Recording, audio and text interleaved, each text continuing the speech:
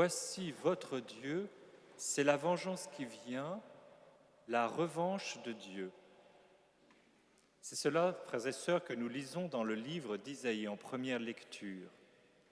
Vengeance, revanche, représailles ou action de faire subir à l'autre ce qu'il nous a fait subir. Mais on voit bien que chez Dieu, ces mots ont un tout autre sens. La vengeance de Dieu consiste en cela: sauver Israël de l'exil, mais aussi le sauver de lui-même. Lui ouvrir les yeux et les oreilles, à savoir ouvrir les sens au monde et le remettre debout. Et la nature se mettant à l'unisson, l'eau jaillira dans le désert et ainsi donc la terre sera féconde. Il y a, frères et sœurs, un lien entre la guérison de l'homme et la terre d'où l'eau jaillit, cette terre qui fleurit à nouveau. Dans l'Évangile, nous sommes conduits dans les pas de Jésus vers le territoire de la Décapole aux confins de la Galilée, mais déjà en terre étrangère. Les villes et les villages ont certes parmi eux un certain nombre de Juifs, mais ne sont pas sous la même juridiction. Et c'est dans ces frontières extérieures qu'a lieu le miracle. On a entendu parler de Jésus. On vient lui demander ce miracle, mais on voudrait qu'il le fasse à leur propre mode, qu'il le touche et ainsi le guérisse. Mais le Christ ne fera pas comme cela a été voulu ou prévu. Cette personne sourde et quasiment muette, cela va souvent de pair, Jésus l'emmène à l'écart, comme caché. Il va se passer quelque chose de particulier. Il lui met les doigts dans les oreilles et touche sa langue avec son doigt empreint de sa salive. Et c'est ainsi que les oreilles s'ouvrent et l'homme se remet à parler. Mais avant le complet miracle, c'est les yeux levés au ciel et donc en communion avec le Père que Jésus se met. Il soupire et dit « Ephata », ce qui en araméen veut dire « ouvre-toi ». Nous avons ainsi, frères et sœurs, dans cet événement, ce miracle, comme une dynamique sacramentelle, un miracle de recréation. Le Christ soupire, il y a donc un souffle, cela nous met en lien avec le pneuma des origines de la Genèse, ce souffle de vie, cette haleine de vie que Dieu insuffla dans les narines d'Adam, lui donnant ainsi la vie.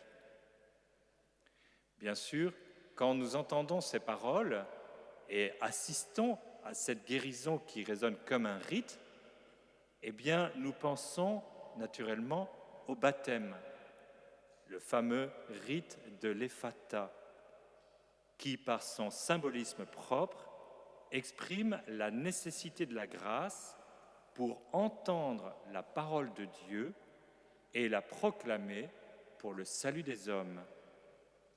Ephata, ouvre-toi afin de proclamer la foi que tu as entendue pour la louange et la gloire de Dieu. Cet homme qui a retrouvé l'ouïe et la parole, qui a retrouvé ses sens, qui le relie au monde extérieur, renaît ainsi à la société. Le Christ est le Verbe, il est la parole, il est l'expression parfaite du Père. Écoute et parole sont centrales dans notre foi et absolument liées à l'Eucharistie. Ce qui est fondamental dans la loi chrétienne n'est pas moins important dans notre monde.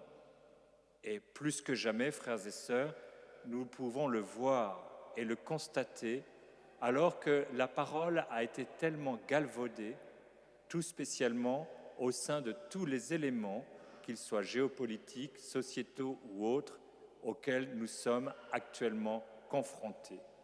Non pas seulement depuis 2 ans, depuis toujours, la parole contient en elle le risque d'être dévoyée, l'écoute anéantie et ainsi l'incommunication, la non-communication érigée en système. Pour une société plus ouverte et inclusive, on sait très bien combien de conflits pourraient être simplement évités grâce à la parole, grâce à la communication. Frères et sœurs, nous faisons de cela tous les jours l'expérience à l'intérieur de nos familles, dans les couples, avec les enfants, dans une société. Nous aspirons tous à une communication apaisée, ce qui demande aussi de notre part à chacun un véritable effort, un entraînement. On s'entraîne à la parole, on s'entraîne à la communication et ainsi on vit au milieu du monde. Et naturellement, bien sûr, dans les enjeux géopolitiques, nous savons combien le mensonge ou la désinformation peuvent faire de ravages. C'est ainsi que le pardon passe par la parole, nous permet d'entendre et de dire. Enfin, l'apôtre Jacques vient nous rappeler la place centrale du pauvre aux yeux de Dieu. Le pauvre, à nos yeux, est paradoxalement riche aux yeux de Dieu.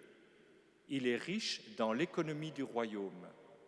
Et finalement, au travers de l'apôtre Jacques, nous est reproché le fait de nous pencher davantage sur les apparences et de ne pas reconnaître que dans le pauvre, nous avons des princes du royaume et que les apparences nous enseignent à aller au-delà pour mieux recevoir celui qui est représentant particulièrement du royaume. Il nous le dit, ceux qui sont pauvres aux yeux du monde, eh bien Dieu les prend pour les faire riches dans la foi. Frères et sœurs, c'est ainsi qu'au travers de cette guérison, au travers aussi de cette promesse de Dieu faite par le prophète Isaïe, que dans le rétablissement de la communication et de la parole, nous revivons aussi ensemble l'aspect sacramentel de notre baptême et que Dieu nous rappelle aussi à notre premier devoir qui est d'écoute et de parole.